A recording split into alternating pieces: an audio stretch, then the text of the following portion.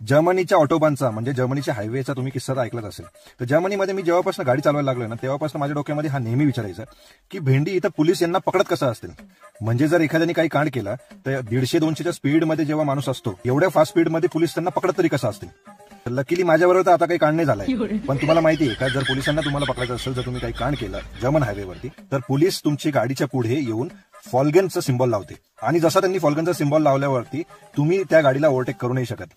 तुम्हाला त्यांच्याबरोबरच जावं लागतं. मग एक प्रॉपर पुढचा जो एक्झिट येतो म्हणजे 10 किलोमीटर असो किंवा 15 किलोमीटर असो जो काही एक्झिट येईल त्या एक्झिटला जाऊन त्या पोलिसांबरोबर तुम्हाला बोलावं लागतं आणि जो काही कांड असेल तो पहिले मिटवायचा आणि मगच तुम्ही परत हायवेला कनेक्ट करू शकता.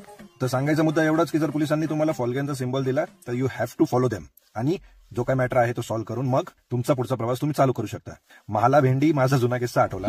माझ्या मित्राबरोबर आम्ही चुकून एकदा कॉलेज टाइममध्ये ट्रिपल सीट चाललो होतो आणि ट्रिपल सीट गाडी माझा मित्र चालवत होता. मी लास्टला बसलो होतो. तर स्प्लेंडरवरती आम्हाला मामाने फॉलो केलं होतं पण मामाला आम्ही जवळपास 4 ते 5 किलोमीटर पळवलं आणि 4 ते 5 किलोमीटर जेव्हा आम्ही पळवत होतो शेवटी मामाने जो त्यांचा स्प्लेंडरवरती जो पुढे दांडा होता तो असा काढला आणि जसा तो माझ्या टाकणार तेवढ्यात मी जोरात ओरडलो माझ्या मित्राला अरे गाडी थांबव भाई.